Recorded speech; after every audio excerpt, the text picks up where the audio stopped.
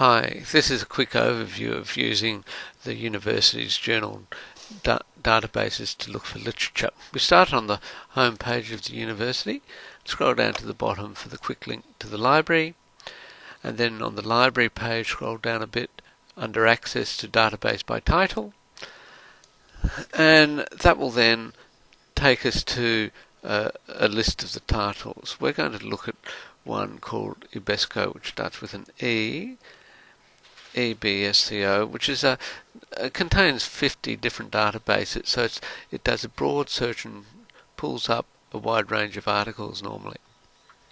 When you click on that, it will ask you for your university password, which will then take you to a search page.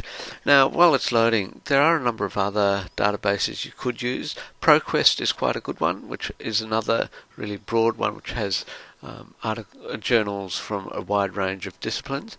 And Informit is one which concentrates on Australian literature, so that is quite good if you're looking for Australian literature.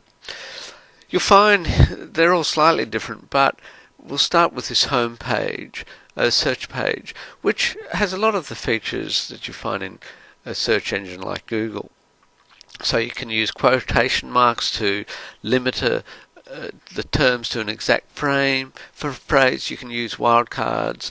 Here you use the asterisk, which allows you to have multiple endings of a word in particular. So if you put an asterisk at the end of the word, that allows for if there's an S or an ED or an ING on the end of it, and it captures those different endings as well. And you can also use and or to expand or limit your search. So I'm wanting to look for literature on strength-based approaches to group work. So let's start by doing a search for group work. So if we do a search for group work,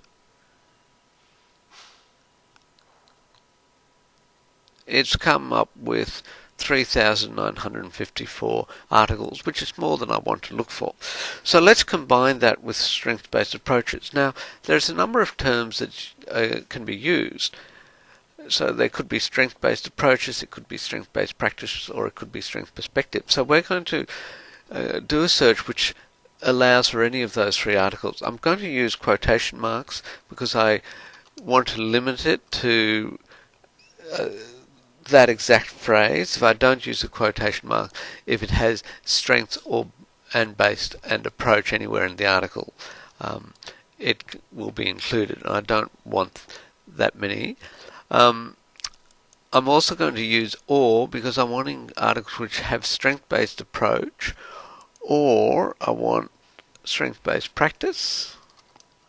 And I should have said in this strength-based approach I did use an asterisk so that it includes strength-based approach or strength-based approaches. And then I'm going to use or again so that for strengths perspective. And using quotation marks to limit it. So I can do a search for those. And that has produced a bit over 1,900 articles, which again is too many to look for. So if I combine those two, I'm wanting to find articles which have group work and any of those. So I'm going to do a search with and that will produce only 7 articles. So it's probably not as many as I had hoped. So let's see what happens if I do a search for groups. Now the problem with groups, that's going to throw up a lot of articles, and I really want it so that it's a really important part of it. So I'm going to limit it to ones where group is in the title. So this will bring any articles which has groups in the title, which is 1,400,000, which is a lot, way too many. So I'm going to combine the groups in the title with the strength-based approach, and I want them and because I want both terms. which brings it down to a much more respectable 15 articles.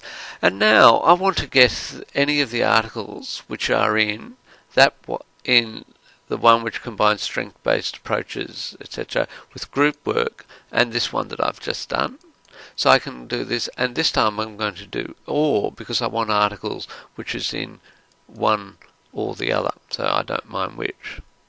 And possibly it won't produce any more. So it drew over one of the group work ones. So now I've got 16 articles, which is quite a manageable number to look at. So I can start by looking at the title. Now, coaching intervention isn't really what I'm looking at. I'm much more interested in working with families. So adolescent perspective on strength-based. So that could be a possibility.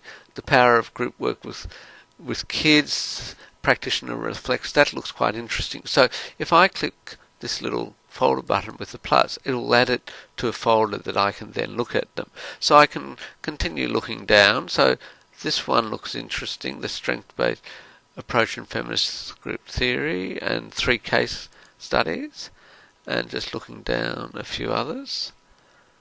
So there's a number, and I could keep looking for more articles. Now, just out of interest, this is the same article as the one up here. What was that? Combining strength-based. Now you'll notice that this article has a linked full text. This one doesn't. So I'm going to unclick that because I notice the one down here, combining strength, does have the full text. It's linked to full text. So that allows me to get the article straight away.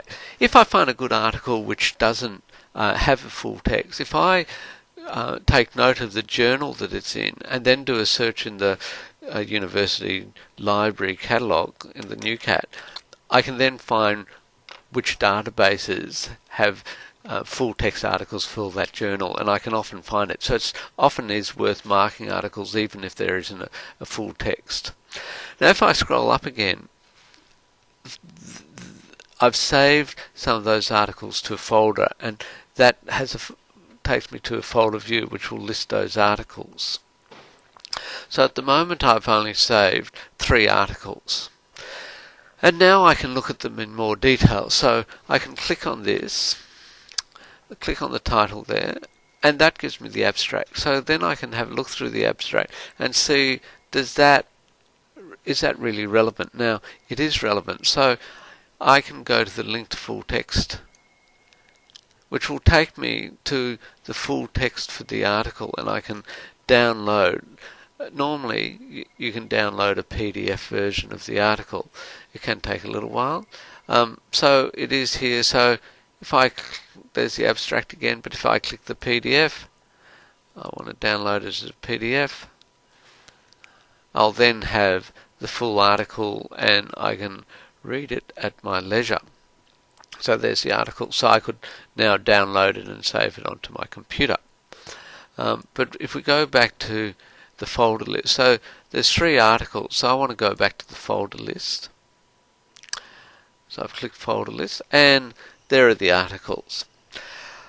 I can now, if I highlight them, I can highlight just some of them, or I can select all of them, and I can then print them, I can email them to myself, I can save them as a file on my computer, or I can export them directly into a reference program. So I use EndNote a lot, so I could export it directly into EndNote, which is very helpful.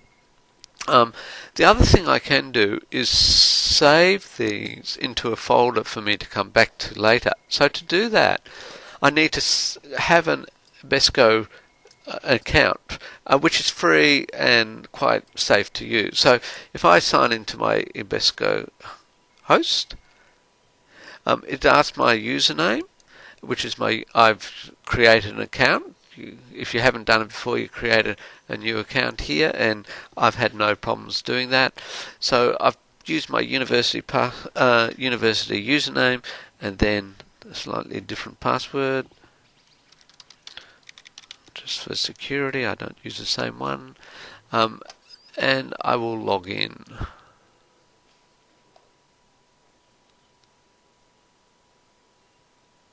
So this is my personal one. So these are what's in my folder at the moment. So there's 3 articles based on one search.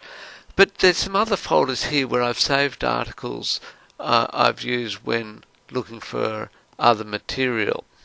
So here, if I click all of them, if I select them all, I can now create a new folder if I want.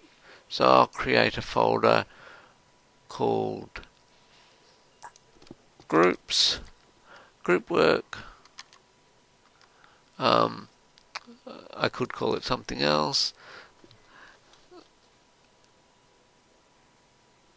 So it's created a thing, and so now I can highlight all those and copy them all to the group work folder. And they will now be in my group work folder when I come back another time. So there's 3 articles in there, and there they are. They didn't change. And so I've now got access to them whenever I want. I can go to the linked full text article, I can look for the abstract or whatever I can do, and print, save or export them. So hopefully that's a quick introduction to how to use them. Some of the other databases are slightly different, but essentially the principle is the same. If you have any problems, the university staff are really great, the library staff are really great and are happy to help. So good luck and happy searching.